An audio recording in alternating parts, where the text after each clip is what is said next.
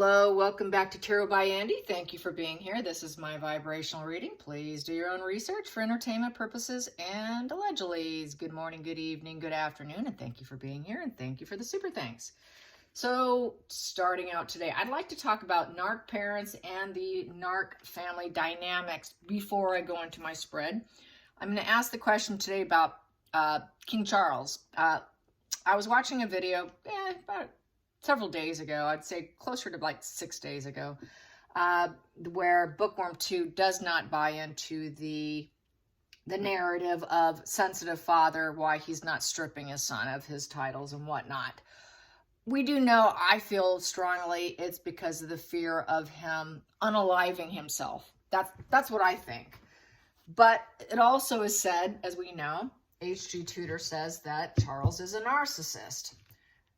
Would be a vulnerable, sensitive, the covert, crying, vulnerable subtype, which is very emotional, and they can come across as incredibly sensitive, okay?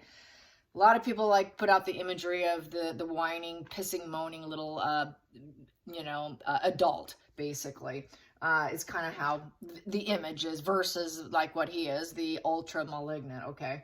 So anyway, so let's get on with it. So with the narc parents, they typically will say they have no regrets about anything.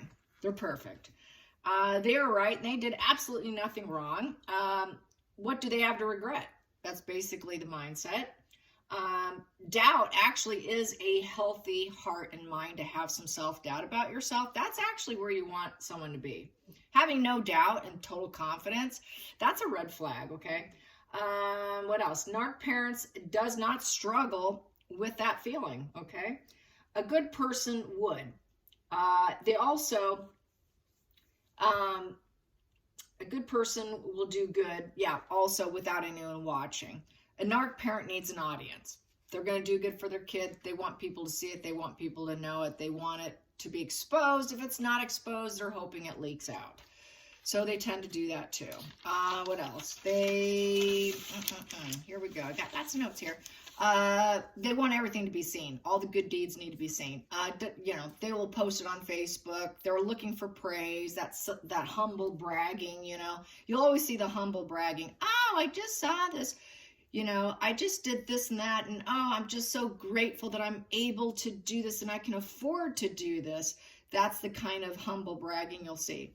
They need an audience. They don't do good without a reason. They don't do well in appropriate, serious situations. Usually they'll either underplay or overplay, go over the top, or not react appropriately. And then a lot of times, they'll go into charm, which is very Machiavellian, actually, and very patronizing, gaslighting, future faking. They do a lot of that with their children. And they'll say, I'm coming to pick you up this weekend. If it's a divorce, then they never show up, that kind of thing. The charm, oh, we're going to do this. And you're just like, just the whole charm is just reeks and pours out of them. Let's see, what else? If you complain, well, I had it worse. They won't, they step in with their own lens, their own life lens. So the child's lens is not even looked at because it's enmeshment. Since it's enmeshment, we're one, we're not individuals. That's why they always go into, well, if the kid complains of something, well, you feel bad about that. Well, guess what, son? My parent never loved me, threw me down the stairs and wanted to kill me. That kind of thing. They'll do the comparison and they'll always have it worse. And so the child's emotions and feelings are not validated. Their problems and issues are not a problem to the narcissist. So you'll notice that. You cannot count on being comforted by the narc parent. It will always be constant manipulation. You will notice there'll always be eye rolls, whispering, humiliating comments, subtle jabs. Those subtle jabs will come in the middle of a conversation. You could be talking about literally almost any subject, and then they'll just weave in a jab. They'll just throw in these subtle jabs, little demeaning comments. Many times it's shaming over the past. They will do that. They're very talented at that. They will, if they compliment their child, it will be a compliment with a criticism. let's say the child gets an apartment, gets their own place. The narc parent walks in and says, wow, it actually looks nice in here. Wow, you folded the towels the way I taught you how to do it. Things like that. Well, I see that you took after me. I see this looks great because of me. So they got to take credit, and then they're like shaming over the past, like the kid never cleaned their room. They were kind of sloppy. Oh, you're actually doing it now. They can't just compliment, say, wow, the place looks great. They got to throw in the critical commentary with the compliment. So that shames along with the compliment. And then the other person, the child, the adult child, does not know how to react. Do I react to the compliment or do I react to the criticism? So basically, that's the way it is. It's manipulation, humiliation with devaluation. It is the narc family dynamics of unworthiness, feelings of loneliness and invisibility and neglect. They're seen but not heard. Treated as a role. Do your role in the family. Invisible and unimportant. Emotional manipulation, it's based on performance only. Equals acceptance, which equals self-doubt. So you do not have autonomy in essence. You are a role. Do your role. Carrying on. Adult child of a narcissist has the painful loneliness. They lack the emotional support, so then they start to just think they have to completely rely on themselves. Why? Because the narc parent traits are mean, selfish, lots of self-interest, very stoic parenting. Usually this comes from the father. It's not super common with the mother. They tend to be a little more overly emotional, and I would think the narc female tends to be smothering, very, very smothering, and needy and kind of more victimhood. They're very critical. They're moody. It's a hot, cold, sweet, mean cycles. So that's that eggshells that the kid walks on. It's all about image control. Nurture does not happen. It's very little, which equates to a low self-esteem and not very emotionally resilient as a result. So the child cannot differentiate themselves from the parent. It is not allowed or encouraged. So we are all one. You are not allowed to be an individual. It's not encouraged.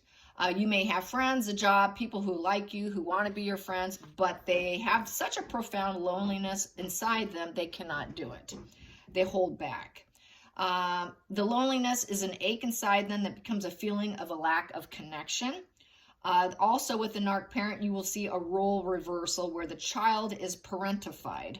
They're not free to have friends come over. It's not appropriate, so because they're in that parentified role. So the child doesn't really have a life in essence. Also, the narc parents will not want the child to connect with anybody or any connection to any church organization that poses a threat to their control, such as churches, you name it, anything. They will push other families away. They will push organizations if they start to see the child really glow up. They will literally pull them out of it. They will push everyone away, and then the adult child ends up pushing people away in self-doubt. They end up being locked up in their own mind of a prison, okay? It's that family dynamic has a lack of boundaries as well. So they get trampled on and not respected. Individuality, like I said earlier, is not taught. So, being your own person, not encouraged. Is completely discouraged from the family unit. Do your role. You're not allowed to be someone different. You're supposed to fit in with us. So also the adult child ends up being reluctant to seek connections and friendships. How do they be a friend? So they actually don't know how to become a friend because they've been trapped in this family dynamic of not having individuality. So they don't know how to form friendships. Isolation from peers and parents does occur as well. So then they isolate not only from the narc parents, but from their peers as well. Narc parents won't share their child. Yep, like I said earlier, from fear of control and influences over the child. Very unaccepting of groups, and like they'll be like, well, you're not. Also, nobody's good enough for their son or daughter. If they married into the family dynamic, that person will never be fully embraced or love. There will be a lot of demeaning, eye rolling, just very passive aggressive, nasty jabs, very unacceptable behavior and responses to the son or daughter-in-laws that marry into the family. They will never truly be accepted. You're never good enough for my child. Nobody's good enough. You robbed, you took my child. Give me back my child. So you'll get that feeling and vibe off them. Let's see what else. Yeah, like they don't want other families to get too close because they can be exposed. So they don't like too much closeness. When there is the positive influence. Yep, so that's the internalized narc traits do occur within the adult child. So they do absorb some of the narc traits from the narc parents. You cannot be around them without somewhat becoming like them, yes. So it does hinder their emotional intimacy. It kind of shatters their emotions. You will find it mainly, a lot of religion also is used for dark purposes. A lot of Christian families will use the Bible for narcissistic use, okay? Also the narc parent will demand the spotlight from the children. Then the child never learns to self-soothe. That's another reason that child suffers. They never learn to self-soothe. A lot of times it's because of the helicopter parenting style, which is a really bad thing. You're supposed to know the balance of when to step in or when to step back. The child has to learn to self-soothe. So this is where a lot of children of narcissists end up being borderlines. Borderlines cannot self-soothe, and they're incredibly sensitive. So this is where I see a lot of BPD showing up in the line, in the family dynamic here. And it is because the child cannot self-soothe. You know, it's a balance. Like the body is a balance in terms of chemicals, hormones, and all of that. Same with parenting. You want balance. You don't want to overdo it, and you don't want to underdo it. So when it comes to a crying child, you want to go in. You want to give them enough room so maybe they can go pick up a toy, get that little diversion done on their own terms. Allow them to get distracted from their own emotions and self-soothe. So that's why that helicoptering, mowing the lawn, making everything perfect, making sure they don't fail because the family can't fail because it looks so bad on us. That's why you get the helicopter parenting. So that's why the child really has arrested development and feels really immature. Many times, in these dynamics, the golden child can oftentimes become another narcissist. The scapegoat child becomes the borderline, and that kind of dynamic actually ends up happening. So I want to throw that out there, a little information. So just for our own benefit, it's nice to know. So let's get into Charles. What's up with Charles? It said he's a narcissist, covert. I think he's a mid-ranger, is according to HG. I haven't gone back and rewatched it or anything, but this was quite a long time ago. He is kind of petulant and angry and sullen when he's not happy. I have seen that. And he gets a little hot under the collar. That's that, petulance I do see in him on occasion. I don't dislike Charles, so don't get mad at me. I wish him all the best, and I hope everything works out, and despite all of it. But let's find out, why is it? What is it that's holding Charles back from actually doing what he needs to do? It's like he's being more of a parent than he is a king in terms of his role and what's expected. He's just hanging on for dear life to these roles for his son. What's going on with him?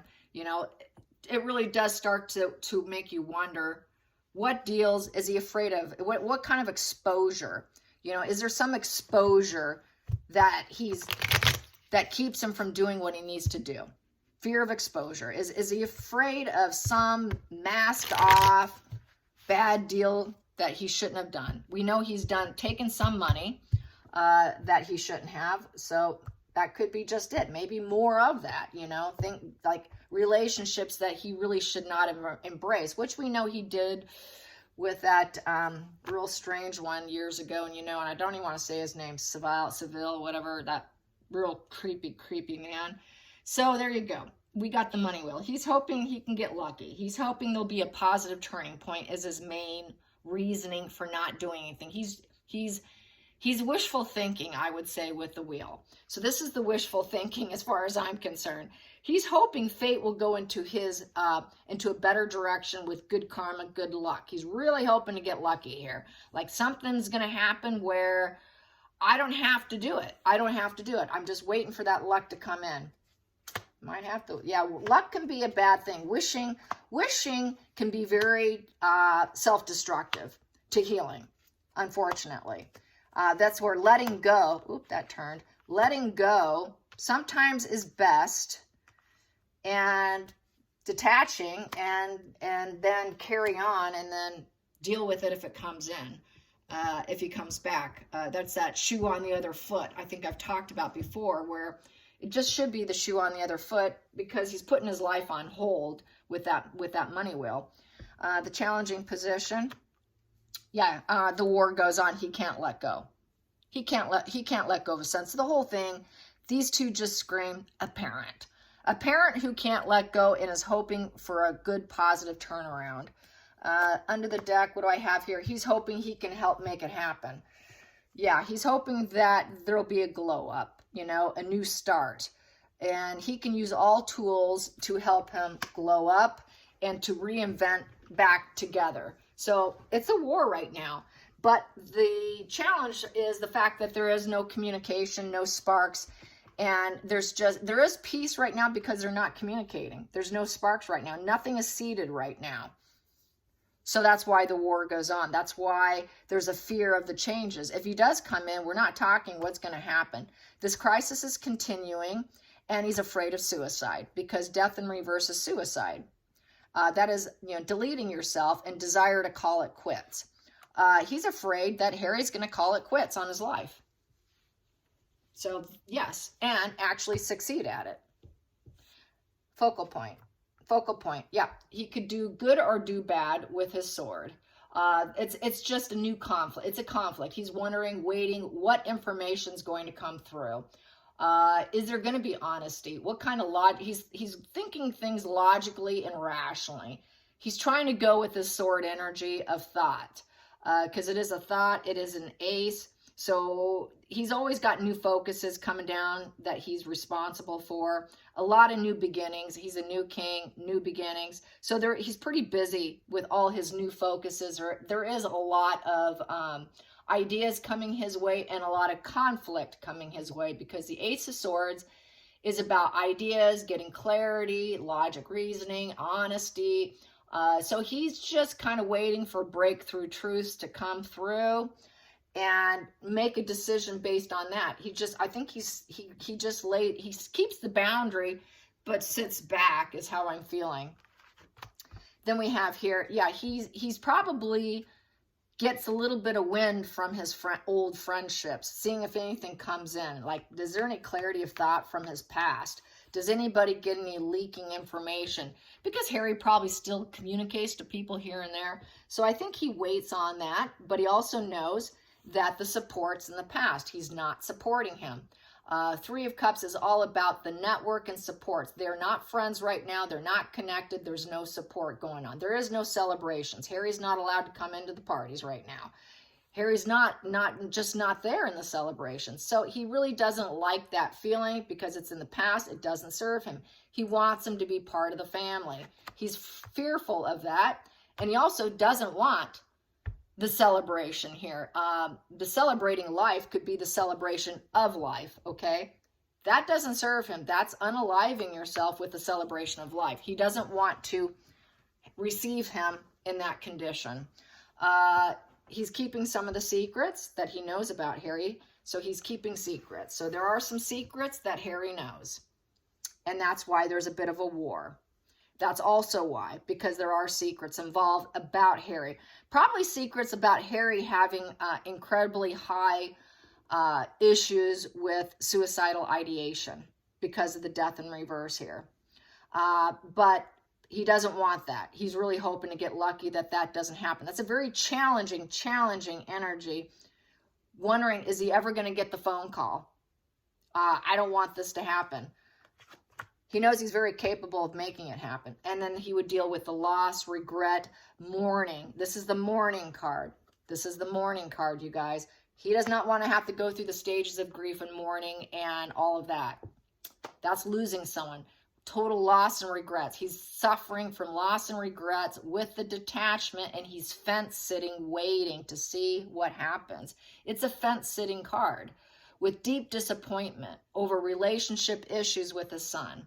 Saying no. I really don't want to be conflicted. Saying no to the conflict. Saying no to being destabilized. Saying no to the crisis and all the storm brewings that keep coming. Wondering, is he going to check out? Is he going to check out? Feelings in the situation. Yeah, he's waiting for the things to go better when he no longer wants Megan. When he finally breaks up with Megan and gets a divorce. So he's waiting and hoping for this. He's waiting for this right here, okay? And knowing that Harry would come back all deeply depressed and all that, and then he can help him with his tools and everything he has available.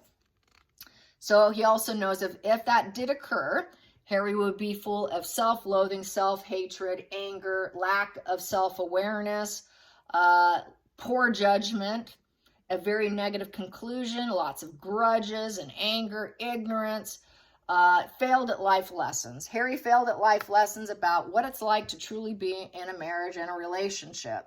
So he would come back in a very regretful. He's hoping he comes back and this marriage fails and falls apart. That's why he's holding back. He really probably didn't expect it to go this long. He's waiting for him to come in suddenly, unexpectedly, with good news, with a big change, a very aggressive change, and unexpectedly coming in, Dad, I'm done. So that's what he's waiting for. He's really waiting for Harry to be done with Megan. It just screams, I'm done, I'm done, I'm done. And then with the Nine of Swords, and then Harry wouldn't be crying over Megan, because this is the crying card, that he could take a step back from his tears. He can take a step back from that. Harry can take a step back from his tears. He can take a step back from tears. No more worrying over communication, because it's worried over communication. It's rumination. It's insomnia. It's the worst case scenario. The worst will be over. We can now fix it and make things better. And let's just take a step back from all this pain, suffering, misery. Let's take a step back from the last 5 years. Let's take a step back from you not listening to us. Let's take a step back from the secrets. Let's take a step back from possibly harsh, critical commentary and communication. The Ace of Swords can be for good or for bad. So let's just take a step back from all this. So he's really hoping to glow up and create change for Harry. So it's definitely the father-son spread here. Really hoping. It's a very wishful, hoping energy. Definitely. So yes, I have to say, I think it's still that fatherly thing. Here we go. Hope. He wants joy. He wants profound happiness. He's hoping that his son will come back with the Ten of Wands in reverse, but with this in reverse, unlikely to rebuild. It will be a huge struggle. He would have to let go of the guilt. Harry would have to let go of the guilt. Charles would have to let go of the guilt.